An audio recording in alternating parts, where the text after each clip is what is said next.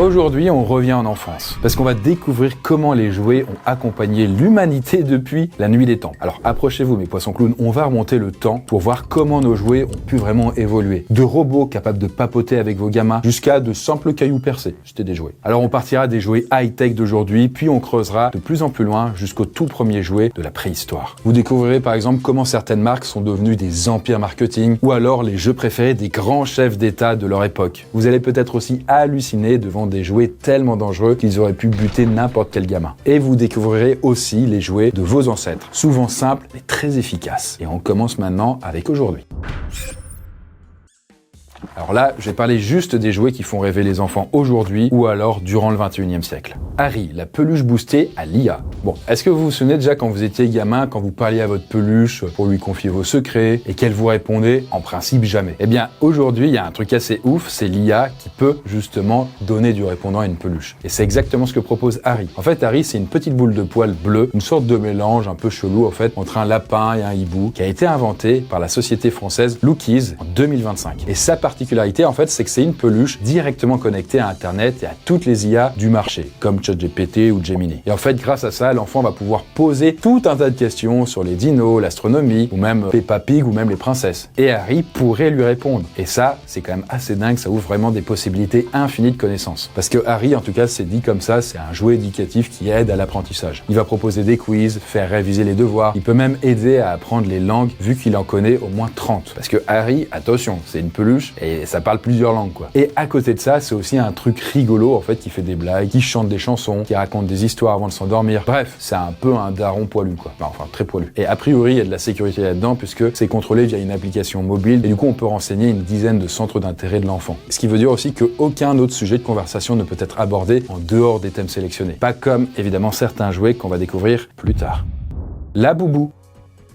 Alors, si vous avez déjà scrollé sur TikTok, vous êtes sans doute déjà tombé sur des unboxings. Juste en gros, voilà, on ouvre des boîtes, colis, trucs comme ça devant la caméra, quoi. Et parmi les tendances actuelles, il y en a une qui rend tout le monde zinzin, et c'est les laboubous. En fait, c'est des petites peluches, mi-lapin, mi-démon, un poil terrifiante. À la base, pour vous dire, la boubou, en fait, c'est un personnage de livre pour enfants, The Monsters, qui est imaginé par l'artiste hongkongais Lun Ka-sin. Et c'était il y a une dizaine d'années. Mais en vrai, c'est seulement 10 ans plus tard que le phénomène va vraiment exploser. Et ça a été quand la chanteuse Lisa du groupe K-pop Blackpink a été photographiée avec un porte-clés Labubu à son sac à main. Voilà, il a suffi de ça. Et depuis, du coup, voilà, c'est la folie, hein. Que ce soit de Rihanna à Dua Lipa, tout le monde a un peu envie d'avoir un Labubu apparemment. Et là, pourquoi à votre avis? Eh bien, grâce à une mécanique de marketing bien rodée. En effet, les Labubu, c'est un peu vendu dans des boîtes mystères. Ce qui fait que, comme à la loterie, on ne sait jamais sur quel modèle on va tomber. C'est smart, hein. Et comme on a toujours envie d'agrandir sa collection, on en rachète. Mais le truc, c'est qu'on n'en trouve pas partout, donc ça devient un objet rare. Et résultat, à chaque nouvelle arrivée, par exemple en magasin, eh bien, c'est un peu le bordel et les gens deviennent fous au point de se battre pour des Labubu. J'adore les Labubu, je les trouve trop craquants, c'est devenu mon petit plaisir. Pop Mart avait annoncé une nouvelle collection, alors je suis allée dans la boutique de Stratford à Londres, mais je suis partie avant d'acheter quoi que ce soit. C'était n'importe quoi. Les gens criaient et se battaient parce qu'ils attendaient depuis longtemps, parfois pendant plus de 5 heures pour certains. Franchement, c'est absurde de se retrouver dans cette situation à cause d'une peluche. À cause de ça, accrochez-vous, la marque, elle a dû retirer les Labubu de pas mal de magasins, par exemple au Royaume-Uni. Du coup, écoutez, si vous voulez craquer, faites attention à vous, surtout si vous tombez sur des contrefaçons, des Labubu, qui ont aussi un petit nom, c'est les Lafoufou. Le coloriage en réalité augmenté. Alors fermez les yeux 2 secondes et imaginez, promis, je vais pas faire une bêtise, vous avez de nouveau 6 ans et vous êtes en train de colorier un lion. Quand soudain l'animal bondit du papier et se met à bouger devant vos yeux. Alors est-ce que c'est un rêve? Est-ce que du coup c'est un truc qu'on trouve dans un onirama? Ce sont des tableaux un peu vivants qu'on peut trouver à Noisy-le-Sec? Eh bien, pas vraiment. En fait, c'est juste de la réalité augmentée. Et c'est d'ailleurs le mariage assez réussi, on va dire, entre le coloriage et les nouvelles technologies. Et le principe est tout simple. En fait, pour ça, il faut juste prendre un livre de coloriage spécial, de le colorier, puis de scanner votre œuvre avec une application. Et là, grâce aux technologies de reconnaissance d'image et la réalité augmentée, les couleurs sur le dessin ainsi que les formes vont être intégrées à une animation 3D et ça va créer une sorte de petit dessin animé pour vos dessins. Et d'ailleurs, parmi les premiers à avoir eu cette idée, il y a Crayola, et qui est une marque réputée pour son matos de coloriage. Et l'année d'après, c'est Bic, du coup voilà la marque au stylo, qui va un peu plus loin et qui lance là son livre d'histoire à colorier, Marty et l'extraterrestre. Et là-dedans, les enfants devaient colorier une fusée, dessiner le repas d'un alien, et tout en explorant le système solaire. Et d'ailleurs, le plus drôle, c'est que c'est aussi pour les adultes, puisque en 2020, Nike a choisi le coloriage augmenté comme outil publicitaire pour ses Air Max, le vert éducatif. Bon, en vrai, qui n'a jamais rêvé vraiment de pouvoir partir à la rencontre des dinos et pas juste en matant Jurassic Park?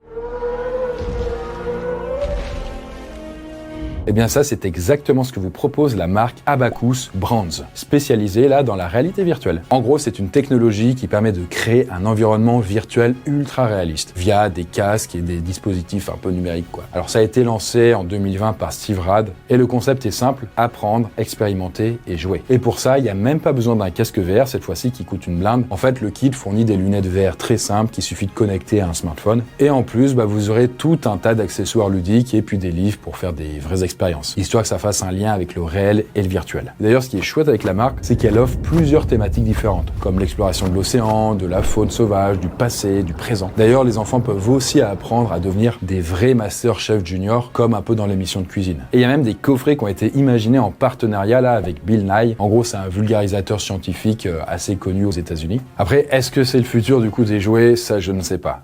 Le Scandai My Friend Kyla. Alors en 2014, la marque américaine Genesis Toys, elle lance la poupée qui va, selon eux, faire craquer toutes les petites filles. C'est My Friend Kyla. Et Kyla, selon eux, ça avait tout pour devenir la copine parfaite. Parce que grâce à un micro et un haut-parleur intégré, vous pouvez papoter avec elle toute la journée et elle répond à toutes vos questions. Sauf que derrière le visage angélique de cette poupée, il y a surtout une petite espionne. Et du coup, assez vite, la CNIL, qui est l'autorité française qui protège vos données personnelles, et l'association de consommateurs UFC Que Choisir, eh bien, ils ont remarqué que la poupée, elle collectait des petites infos sur les gamins et les parents. Genre le prénom, les adresses, les goûts perso. Et le pire, c'est qu'elle envoyait ça directement au serveur américain sans que personne ne soit au courant et qu'ils n'aient donné leur accord, quoi. Les jouets connectés ne sont pas juste des gadgets mignons. Ils fonctionnent comme de vraies petites plateformes numériques qui vont récupérer des données personnelles, parfois sans que leurs utilisateurs comprennent ce qu'il se passe. Et malheureusement, ces jouets vont parfois utiliser des techniques qui forcent le consentement. On est obligé d'accepter ces conditions pour pouvoir utiliser le jouet. Et comme le rappelle l'autorité de régulation professionnelle de la publicité, il est formellement interdit de collecter, via des enfants, des données personnelles d'autres personnes. Mais encore un peu plus embêtant, c'est que, en fait, le Bluetooth, a priori, il n'était pas sécurisé. Il était ouvert à tout le monde et on pouvait le détecter à 9 mètres, même derrière un mur. Ce qui veut dire que n'importe qui pouvait se connecter à la poupée et écouter les conversations. Ou même parler à l'enfant via le haut-parleur. C'était un peu creepy quand même, j'avoue. Bref, il aura fallu quand même 3 ans pour que la CNIL sévisse avec une mise en demeure de la marque. Concrètement, la poupée a même été définitivement interdite en Allemagne et classée comme dispositif d'écoute illégal. Pas une très bonne ambiance, quoi. Mais maintenant, je vous propose de plonger un peu plus loin dans le passé pour voir tout ce qui a marqué notre enfance. Furby, l'angoisse de la NSA. Avant la réalité virtuelle et puis toutes les technologies modernes, il y avait déjà des jouets connectés, on n'a rien inventé. Comme par exemple Furby, qui est le premier robot ou peluche connecté et à destination du grand public. Alors je sais pas si vous vous souvenez d'ailleurs de ces petites pètes poilues avec leurs grands yeux globuleux. Oh, c'est un peu des gremlins quoi quand même, ils font un peu peur. Et en plus, ils avaient leur propre langage qui s'appelait le Furbish et qui était agrémenté un peu d'anglais.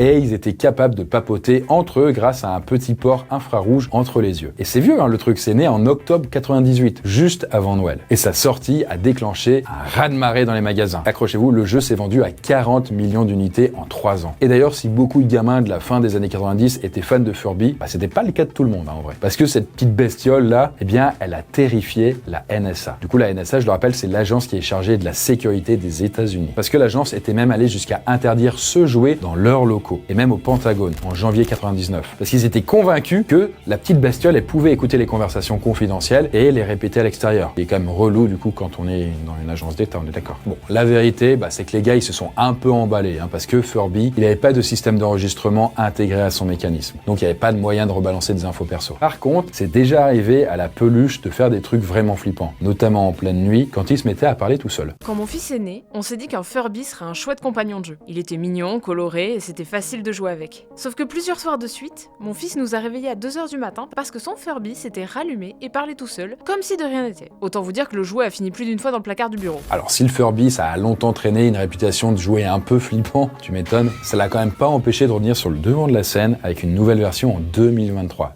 Attrapez-les tous!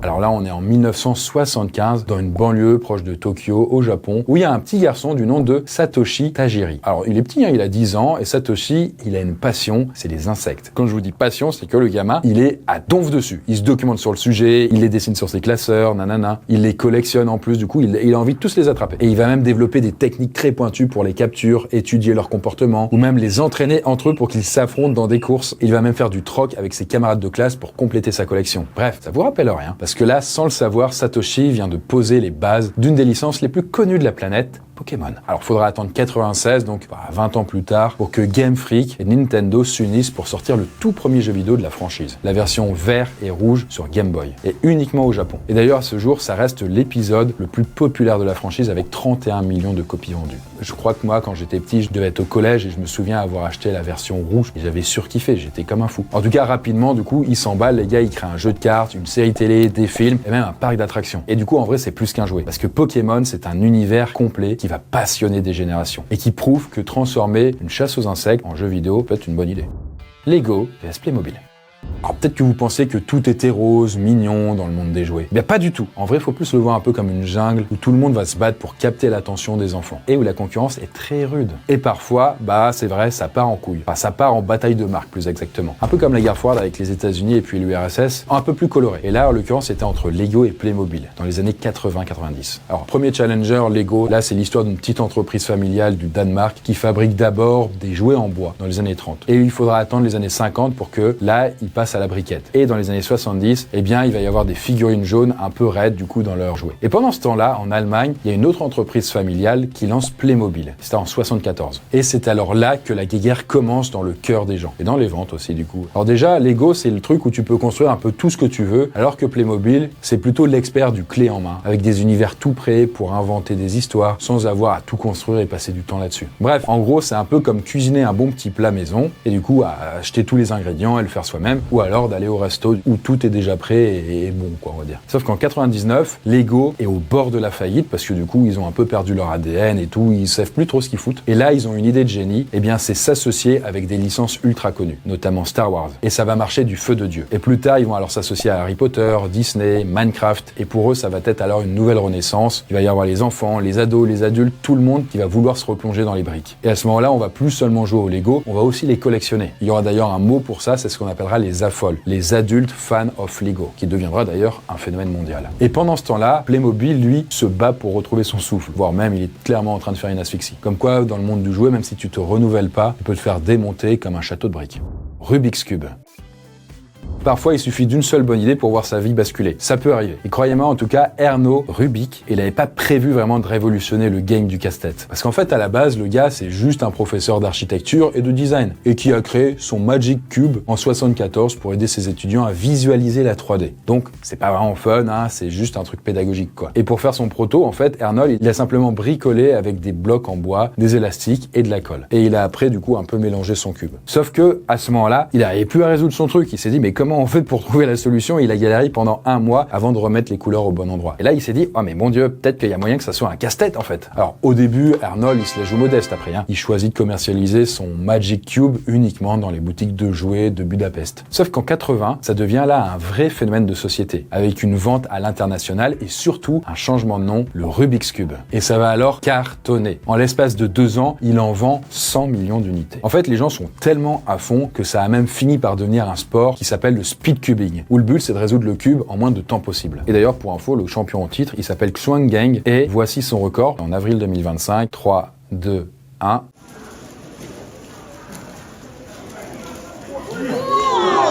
Voilà, 3 secondes 05. Et en tout cas, Arnold, lui, il kiffe sa retraite grâce au Rubik's Cube. Je n'avais aucune ambition de changer le monde, j'étais juste un professeur curieux, passionné de géométrie. Après des prototypes, beaucoup de bois et de ficelles, et de longues heures à tenter de résoudre mon propre casse-tête, j'ai déposé mon brevet. Aujourd'hui, plus de 500 millions de Rubik's Cube ont été vendus. Sa gloire me dépasse, mais il me fait vivre, il m'émeut, et ça me rappelle chaque jour qu'un simple puzzle peut changer des vies. Barbie. Alors si on considère que les poupées, ça fait partie des jouets les plus anciens, il y en a clairement une qui a révolutionné le game au point de devenir une vraie icône. Et tout commence alors en 1956, alors que le couple fondateur de l'entreprise Mattel, Elliot et Ruth Handler, ils sont en vacances en Suisse avec leur fille Barbara. Et là, Barbara, elle est un peu obsédée par un jouet très populaire à l'époque en Europe. En fait, c'est une sorte de poupée mannequin très féminine. Cette poupée, elle s'appelle Lily. Et en fait, ça s'explique parce que les petites filles, elles en ont un peu marre de jouer avec les jouets de bébés et de les pouponner. En fait, elles veulent des poupées qui leur permettent d'imaginer un peu plus leur futur de femmes badass, quoi. Et c'est comme ça alors que Ruth a l'idée de créer pour le marché américain une poupée capable de changer de style et de métier. Et du coup, vous l'avez deviné, c'est comme ça que Barbie est née. Et le premier modèle, là, c'est une Barbie avec un maillot de bain rayé en noir et blanc et qui sort en 1959. Et c'est alors un méga succès parce que en un an, elle s'est vendue à 300 000 exemplaires. D'ailleurs, aujourd'hui, c'est toujours la franchise la plus rentable de Mattel. Et il y a 80 millions de poupées qui sont vendues chaque année dans plus de 150 pays. C'est à peu près 100 Barbie qui sont vendues chaque minute. Maintenant, ça fait 60 ans que Barbie existe. Elle a eu l'occasion de bien remplir son CV puisqu'elle a pu faire à peu près 200 métiers différents. Genre astronaute, pop star, ramasseuse de caca pour chien, tout ça, ça existe. Et maintenant, je vous propose de plonger encore plus loin dans le passé pour voir tout ce qu'on faisait autrefois, où ça va bien au-delà des souvenirs de vos parents et même de vos grands-parents. Play-Doh. Alors vous savez, il y a des jouets qui marquent par leur design, genre Barbie, mais il y en a d'autres, c'est par leur gameplay. Et notamment Play-Doh qui a été déposé en fait officiellement comme une marque olfactive. Et on la reconnaît juste avec son parfum. Alors c'est une odeur inoubliable, mais surtout, c'est une pâte magique à la texture ultra satisfaisante et qui ramène là directement à la maternelle. Sauf que son histoire, elle est un peu salissante, vous allez voir. Avant d'être une pâte à modeler, en fait, Play-Doh, c'est un produit ménager et qui servait à nettoyer des papiers peints. En gros, là, faut remonter dans les années 30 aux États-Unis. Parce que là, l'entreprise Q-Fol Product, elle fabrique alors une pâte non toxique qui permet d'effacer la suie laissée par le chauffage au charbon. Sauf que quand le chauffage au gaz et le papier peint lavable débarquent sur le marché, la pâte est pas très utilisée, quoi, et l'entreprise, elle risque la faillite. Les gens, ils en ont plus besoin, quoi. Sauf que là, on a une héroïne qui rentre en jeu, elle s'appelle Kay Zoufal, et en gros, c'est une institutrice visionnaire. Et elle se rend compte qu'en fait, ses élèves, ils adorent manipuler cette pâte. Et pourtant, ils sont pas en BEP charpentier, on est d'accord. Non, ils jouent avec. Elle a réussi alors à convaincre le dirigeant de Q-Fol Product, qui ne d'autre que son beau-frère, en l'occurrence, de relancer la gamme en faisant de sa pâte nettoyante un jouet. Il faut quand même le convaincre et tout, il est pas sûr, mais il finit par le faire, et en 56, apparaît ce qu'on appelle la Play-Doh, littéralement la pâte à jouer. D'ailleurs, à l'époque de sa sortie, les gars, ils vont pas tester 500 trucs, il y a juste une couleur, c'est le blanc cassé. Du coup, c'est pratique pour faire des fantômes, mais un peu moins pour un arc-en-ciel. Sauf qu'en vrai, ça marche hyper bien. Et du coup, on introduit un an plus tard le rouge, le jaune, le bleu. Et aujourd'hui, il y a à peu près 3 milliards de pots vendus dans le monde. Et ça, c'est ce qui s'appelle prendre sa revanche sur le rayon ménage. Monsieur Patate. Est-ce que vous saviez qu'avant de devenir un personnage du dessin animé Toy Story, Patate était une vraie star au rayon jouets? C'est Monsieur Patate, je te signale, espèce de traître, assassin! Pixar, ils l'ont pas inventé. Et à la base, c'était pas une patate en plastique, c'était une vraie pomme de terre, le jouet le plus rentable du frigo. Et ça commence en 49, avec un inventeur américain, George Lerner, qui crée un concept révolutionnaire, et ce sont des petits accessoires, genre des yeux, des moustaches, des bouches, et qu'on peut placer sur des fruits ou alors des légumes, pour créer des personnages. Autant vous dire que le jeu, il est quand même assez populaire auprès des gosses, sauf que l'idée de gaspiller de la nourriture, en l'occurrence une pomme de terre, ça plaît pas trop après la guerre. Sauf que la société Hasbro, elle flaire la bonne idée et elle achète les droits pour une bouchée de pain en 51. Et résultat, Monsieur Patate devient officiellement le premier jouet de l'histoire à avoir été vendu avec une publicité télévisée. Vraiment, c'était le tout premier, il n'y avait pas de pub pour les jouets avant. D'ailleurs, la pub, elle est terrifiante. Je vous laisse apprécier. Potato Head has a car and boat trailer. And there's a car and shopping trailer for his wife, Mrs. Potato Head. It's such fun to do. Le plus drôle, c'est que la première version, elle contenait que les accessoires. En fait, ce qui était assez fou, c'est que les enfants devaient trouver eux-mêmes le corps de leur personnage. Autrement dit, ils devaient prendre une pomme de terre random, dans le bac à légumes par exemple. Il faudra attendre presque 15 ans pour qu'ils ajoutent enfin un corps en plastique à Monsieur Patate, qui en profitera d'ailleurs pour changer de look. Et c'est d'ailleurs son apparition dans Toy Story qui, 30 ans plus tard, va lui redonner une seconde jeunesse, en faisant là cette fois-ci exploser les ventes d'Hasbro pendant des années. Avec Monsieur Patate, quoi. Je n'ai jamais aimé le corps en plastique de Monsieur Patate. Je préférais largement la version avec la vraie pomme de terre, j'adorais créer mes propres modèles. Je me souviens d'un jour où j'ai glissé ma création dans une boîte sous mon lit et je l'ai oubliée. Quelques semaines plus tard, c'est ma mère qui l'a retrouvée en hurlant. Mon Monsieur Patate était devenu une horrible patate ridée, avec des germes de 60 cm de long. Aujourd'hui encore, on en rigole. D'ailleurs, je vais vous lâcher une petite anecdote vis-à-vis de ça, c'est que j'essaye de créer aussi mon Monsieur Patate, en fait, dans l'univers Noisuli. Le tubercule de compagnie, c'est un truc qui existe vraiment dans l'univers. Moi, mon kiff, ce serait de pouvoir le proposer en vrai aux gens et qu'ils puissent l'acheter, le faire y grandir. Sauf que coup, c'est une galère et là, on n'arrive pas à acheter des pommes de terre violettes. Pourtant, c'est une espèce qui existe, notamment la vitelotte. Vous voyez, c'est cette pomme de terre-là qui est violette. Et en tout cas, ce sera en parallèle de la sortie de Noisuli. Ce serait en tout cas un jouet très amusant. Slinky. Bon, vous voyez la tarte tatin, c'est ce gâteau-là, avec des pommes, et qui était né d'ailleurs d'un gros fail. En gros, il s'était trompé, ça avait donné ça. Eh bien, le jouet dont je vais vous parler, en vrai, il a un peu la même histoire. Sauf que c'est juste qu'il est né sur un bateau militaire, avec un objet très très loin d'être fun. Et l'histoire, elle commence en 43 avec Richard James, qui est un ingénieur naval aux States. Et le gars, il est en train de bosser sur un gros projet de système de suspension pour stabiliser les instruments sensibles. C'est un peu relou, on est d'accord? Mais bon, en fait, Richard, c'est un gars un peu maladroit. Et il se trouve qu'à un moment, il va faire tomber un ressort par terre, et ce dernier, il va rebondir, un peu comme s'il marchait tout seul. Et là, Richard, il fait « Oh, c'est trop drôle !» Il va trouver alors ça super stylé. Alors, c'est pas un truc hyper utile pour l'armée, mais c'est plus sympa pour les enfants. Et du coup, avec sa femme, Betty, il va alors adapter son ressort en superstar du jouet. En fait, il va le renommer Slinky, ce qui veut dire gracieux et ondulant. Et il va alors le tester dans un magasin de jouets. Et verdict, c'est un carton. Il y a 400 Slinky qui seront vendus en 90 minutes. Et à terme, il en vendra 350 millions dans le monde. D'ailleurs, plus tard, le Slinky est devenu tellement iconique qu'il est même allé dans l'espace. En fait, les astronautes de la navette Discovery l'ont testé en apesanteur en 85 pour voir s'il se comportait toujours de la même façon, vous voyez, quand il est en train de dévaler les escaliers et tout. Et le verdict est sans appel, ça marche beaucoup moins que dans les escaliers du salon.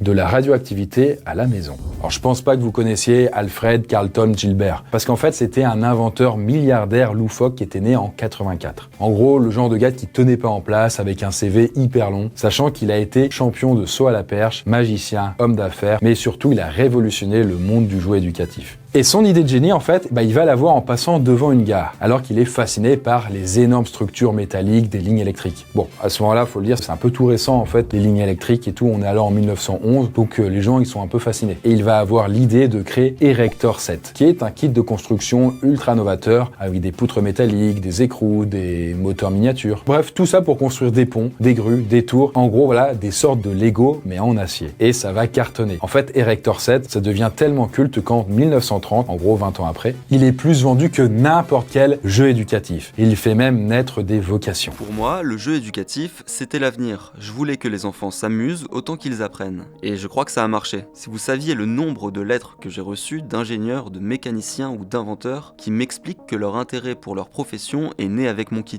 C'est dans ces moments-là où je me dis que j'ai fait autre chose que de gagner de l'argent. Et ce succès, ça a continué de l'inspirer. En fait, il va lancer toute une gamme de jouets éducatifs, notamment des trains électriques, des microscopes, mais il y aura aussi un kit du parfait chimiste avec, cette fois-ci, accrochez-vous, de vrais minerais radioactifs à l'intérieur. À l'époque, le danger, c'était pas la même notion qu'aujourd'hui. Bref, la Gilbert Company, c'était des jouets qui pouvaient vous exploser à la tronche.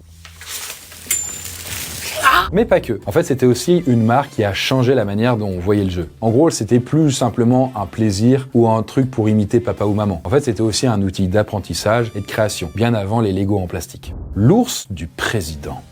Au rayon des peluches, il y en a un que les enfants adorent, c'est l'ours en peluche, qui est la star des doudous. Mais vous savez d'ailleurs ce qui est le plus fascinant dans son histoire, c'est qu'en fait il est né simultanément dans 2 pays différents en 1903. En fait l'histoire commence aux États-Unis en 1902 avec le président américain de l'époque, Theodore Roosevelt, qui part chasser dans le Mississippi. Sauf que là, pas de bol, c'est pas trop sa journée, il ramène rien, il n'y a pas de gibier, du coup il est un peu chafouin, mais pour sauver son honneur, des rabatteurs ont la bonne idée d'accrocher un ourson blessé à un arbre, pour que le président se rattrape et qu'il fasse genre, regardez, j'ai ramené cet animal, c'est moi qui l'ai chassé et tout, alors que pas du tout. Sauf que ça n'a pas marché, Roosevelt, il déteste l'idée. En fait, il trouve ça anti-sportif et il refuse de l'abattre. Il n'y a pas le plaisir, en fait, de l'avoir chassé. Là, évidemment, cette anecdote va faire le tour de la presse, notamment via une caricature qui va faire le buzz à travers le pays. Et c'est justement cette caricature qui va inspirer un certain Maurice Michtom, qui est un fabricant de jouets russe de Brooklyn. Et lui, du coup, avec sa femme Rosa, il va avoir l'idée de créer un ours en peluche qu'ils vont baptiser Teddy, en hommage là au président comme Théodore Teddy. Vous avez vu. Et là, le succès est tout de suite au rendez-vous. Et pendant ce temps-là, en Allemagne,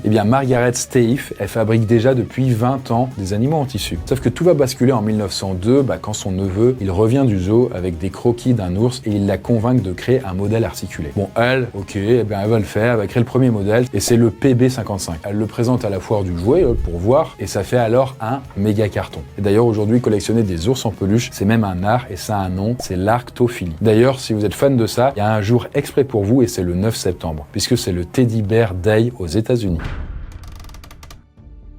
Mais maintenant, je vous propose de continuer notre voyage dans le temps avec des jouets là qui ont marqué l'histoire dans un passé déjà oublié depuis longtemps. La poupée phonographe.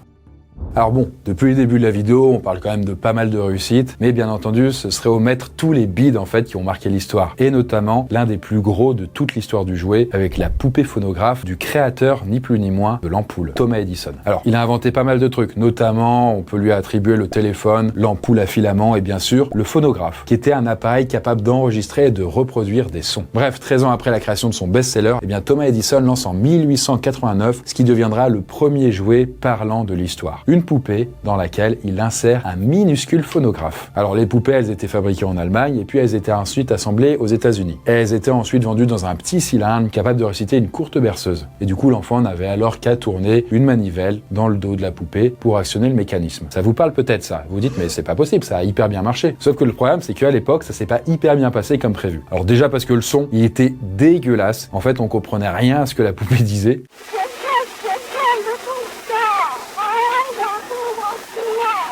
Mais surtout parce que la poupée, elle était terrifiante. Regardez-moi cette gueule!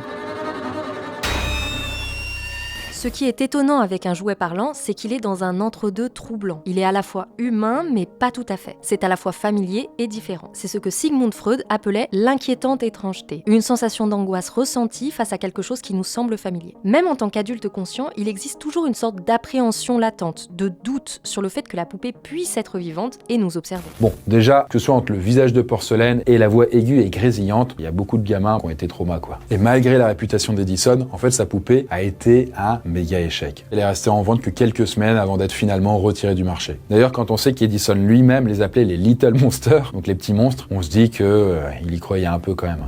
La guillotine jouée.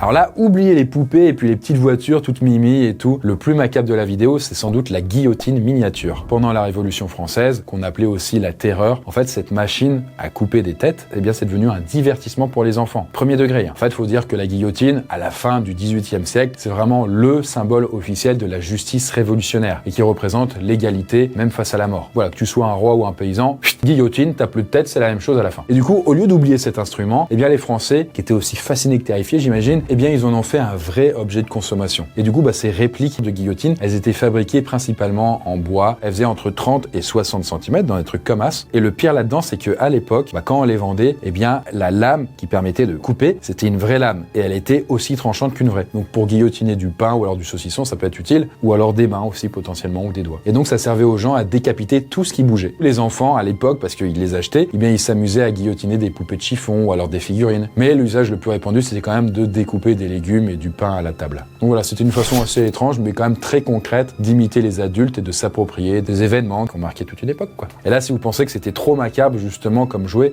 détrompez-vous, puisqu'en Allemagne, eh bien, la mini-guillotine, elle faisait de l'œil aussi à certaines célébrités. Pour preuve de l'existence de ces guillotines miniatures, nous avons retrouvé le témoignage d'une personne que l'on n'aurait jamais soupçonné de vouloir se procurer un tel objet. Le célèbre poète allemand Goethe. Dans une lettre adressée à sa mère, où il demande d'acheter une guillotine à son fils Auguste, cette dernière a répondu qu'elle ne ferait jamais une telle chose et qu'elle aimerait mettre le fabricant au pilori pour laisser les jeunes jouer avec une chose aussi horrible. La violence était un peu trop banalisée, même à l'époque ils se sont rendus compte de ça, et du coup cette guillotine jouée a été interdite au début du 19e siècle. Et aujourd'hui c'est devenu juste un objet de collection assez rare, témoin surtout d'une époque troublée.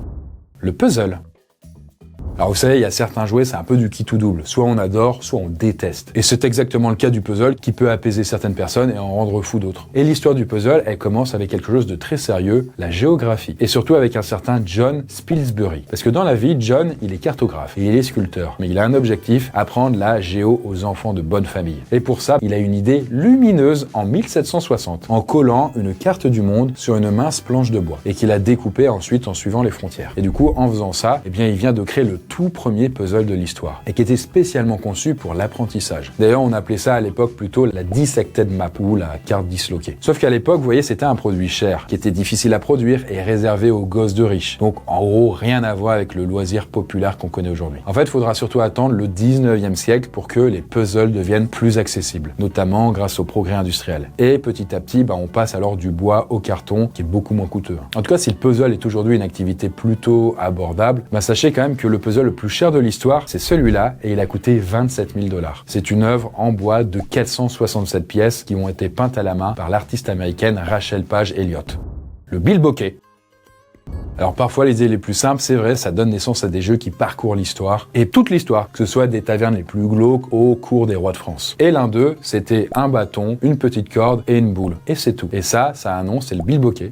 Un jeu, certes, en apparence tout simple, où on doit juste lancer une boule en l'air et la rattraper dans une petite coupe, soit d'enfiler la tige dans un trou de la boule. Mais le plus compliqué là-dedans, c'est de savoir en fait où c'est né exactement, ce machin, le bilboquet. Parce qu'en fait, on le retrouve un peu partout sur la planète. Alors par exemple, certains historiens pensent que les ancêtres du bilboquet, ils existaient déjà depuis très longtemps. Sauf qu'en vrai, c'est grâce à un roi de France qu'il est devenu vraiment populaire. Et ce roi, c'était Henri III, qui a eu son règne entre 1574 et 1589. Et apparemment, il était complètement obsédé par le jeu. À tel point qu'il jouait tout le temps, et notamment pendant ses audiences. Un peu comme les gens qui feraient du hand spinner, lui il faisait du bilboquet. Et en tout cas, son obsession royale, elle a lancé une mode. Et du coup, tout le monde s'y est mis, qu'on soit un noble ou un pouilleux. Et là, si vous pensez que le bilboquet c'était une activité facile, il y a sa version japonaise, le kendama. Parce que le kendama, c'est le boss ultime du bilboquet, avec un jouet là muni de 3 coupelles et d'une pointe, ce qui permet de multiplier les figures.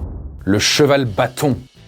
Alors prenez un bâton, glissez-le entre vos jambes et imitez le cheval. Et bien voilà, vous avez sans doute l'un des premiers jeux de l'histoire de l'humanité. Alors si on pratiquait cette activité dès l'Antiquité ou la Renaissance, et ça dans le monde entier, en vrai elle deviendra super tendance, c'est vraiment popularisé entre le 11e et le 14e siècle. Et elle a même un nom, c'est le bâton cheval ou le hobby horse en anglais quoi. Et ce machin, ça fonctionnait aussi bien chez les garçons des nobles que des gueux. Tout simplement parce que ça incarnait le rêve des gamins qui voulaient devenir des chevaliers, et à travers ce jeu, on leur apprenait les bases du métier. Et d'ailleurs, ce qui est assez fascinant, c'est que ce jouet, il a même été immortalisé dans l'art. Au XVe siècle, on le voit partout. On le voit dans les décorations des manuscrits, on le voit dans les tapisseries, dans les sculptures. C'était un peu le laboubou de l'époque, quoi. D'ailleurs, le bâton cheval, il est tellement populaire qu'il est même devenu l'accessoire principal d'une danse anglaise, la Morris Dance.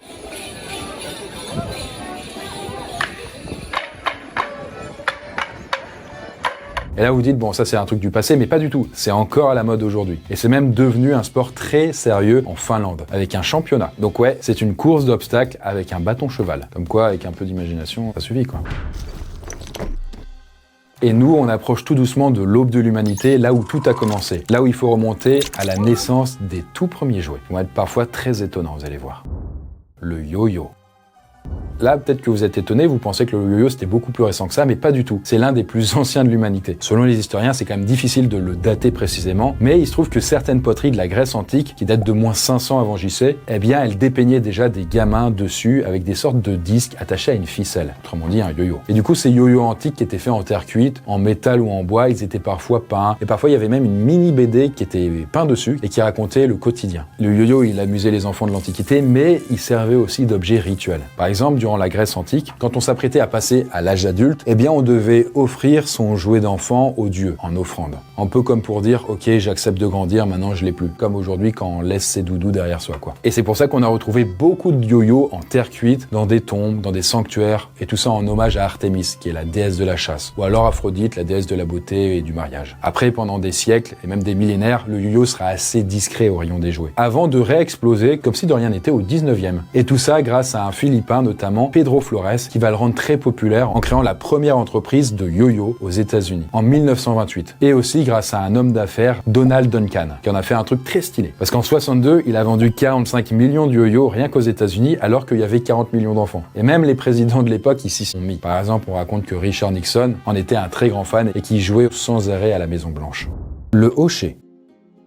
Alors, en 1930, des fouilles dans l'ancienne ville d'Hama, en Syrie, ont soulevé une question assez cruciale pour les archéologues, comment les ancêtres y s'occupaient de leurs bébés. Et là, il y a eu un bout de réponse en découvrant un fragment d'un objet assez mystérieux. Et ce serait un hochet. Alors, le hochet, vous voyez, c'est ça, hein. Et là, une analyse poussée de ces échantillons a permis d'établir qu'ils ont été fabriqués au tout début de l'âge de bronze, il y a autour de moins 2000 ans avant JC. Et ces petits jeux, à l'époque, ils étaient remplis de cailloux ou alors de billes d'argile et que l'on pouvait secouer pour produire un son ou alors apaiser les nourrissons. Et ces jouets, ils étaient fabriqués avec de l'argile locale. Ça veut dire donc qu'ils étaient conçus par des potiers professionnels et vendus aux parents sur les marchés de rue, qu'ils étaient quand même organisés même pour l'époque. Bon, après, tous les historiens sont pas d'accord non plus là-dessus. Certains pensent que c'était trop lourd pour un bébé pour qu'il puisse le soulever, et d'autres pensaient que c'était plutôt un instrument de musique ou alors un objet sacré pour faire fuir par exemple les mauvais esprits. Et d'autres pensent que non, c'était vraiment un hochet pour les bébés. Pour moi, ces fragments ne proviennent pas d'un rituel religieux. Ils ont été découverts dans un quartier résidentiel et non dans un temple ou dans un cimetière. Pareil pour l'instrument de musique. Ou alors il aurait été très décevant puisqu'ils ne produisaient qu'un tout petit son.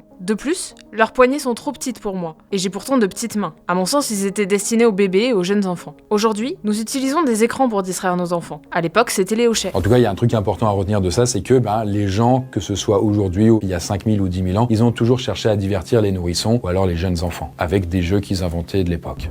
Les billes.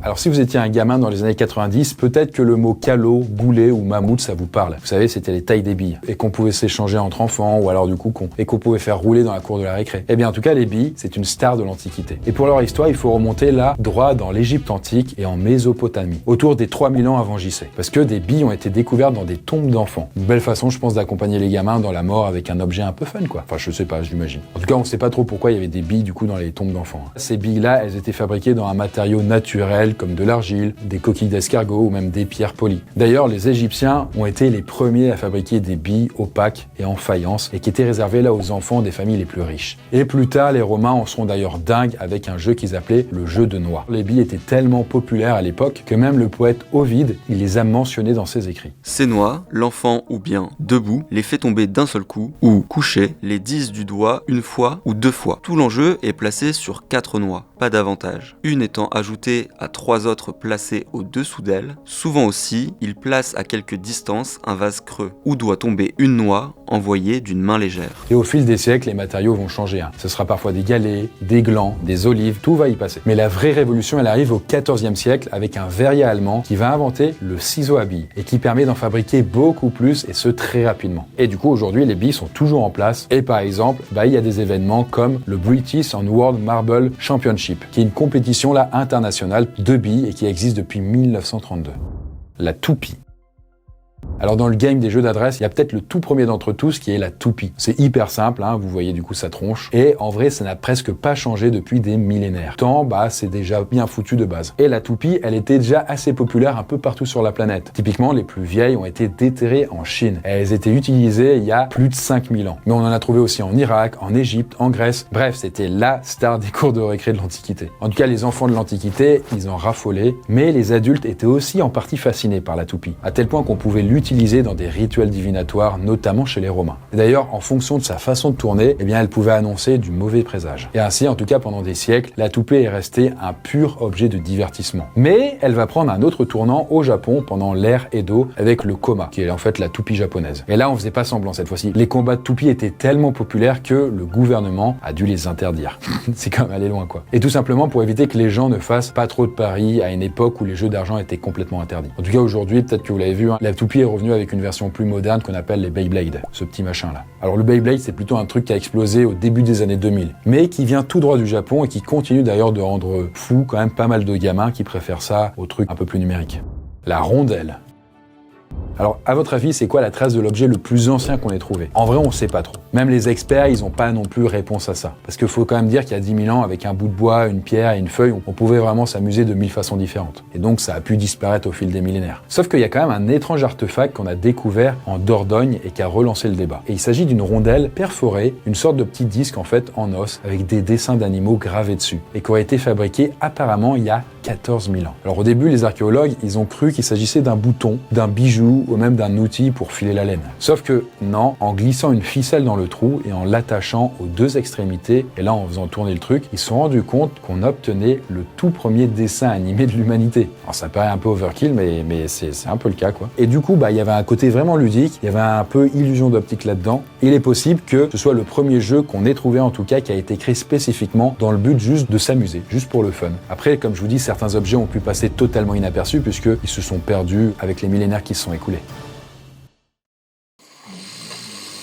Eh bien, voilà la poiscaille pour notre voyage à travers le temps, qui touche bientôt à sa fin. J'espère que ça vous a rappelé des bons souvenirs, peut-être ça vous a donné envie de jouer à certains d'entre eux. Si vous avez un jouet préféré, n'hésitez pas à le dire en commentaire, à expliquer tout ça, bien entendu. Mais avant de vous laisser partir, est-ce que vous connaissez les doudous du futur? Et là, je parle pas d'une peluche apaisante pour s'endormir, mais bien de vrais coachs en sommeil. Par exemple, c'est le cas de la marque polonaise Moonis, qui propose là des doudous qui font à la fois veilleuse, mais aussi boîte à sons apaisants, comme le bruit de la pluie, le bruit de vagues, ou alors des battements de cœur. C'est le genre de petit objet tout mimi qu'on peut acheter et qu'on peut offrir aussi en cadeau. Et ça, c'est utile pour calmer les enfants, mais également les adultes qui aiment bien avoir ces petits sons apaisants pour s'endormir, un peu ASMR, vous voyez, mais pas de chuchotement, juste des sons naturels. En tout cas, ça peut être une façon de s'endormir. En attendant, en tout cas, d'inventer pour de vrai les hypnoscopes, qui sont en fait des sortes de lunettes, un peu comme des lunettes de soudeur qu'on va se mettre sur les yeux et qui permettent de plonger directement dans un sommeil profond et dans un état de rêve. Parce que c'est un objet qu'on retrouve dans le tome 1 de Noisuli et qui ressemble, vous voyez, à ça. Et j'ai bon espoir que peut-être un jour, eh bien, on puisse vraiment le créer pour de vrai, ce qui permettrait alors peut-être à tout le monde de pouvoir rêver à volonté, de pouvoir créer des scénarios de dingue. Donc, imaginez un petit peu comme un film en 4D ou en 5D, mais beaucoup plus immersif. En tout cas, ça serait complètement dingue. En attendant, c'est ce qui peut exister du coup dans l'université de Noisuli et qui sortira partout le 25 février. Sur ce, merci d'avoir vu la vidéo et nous, on se retrouve pour la prochaine. D'ici là, faites de beaux rêves.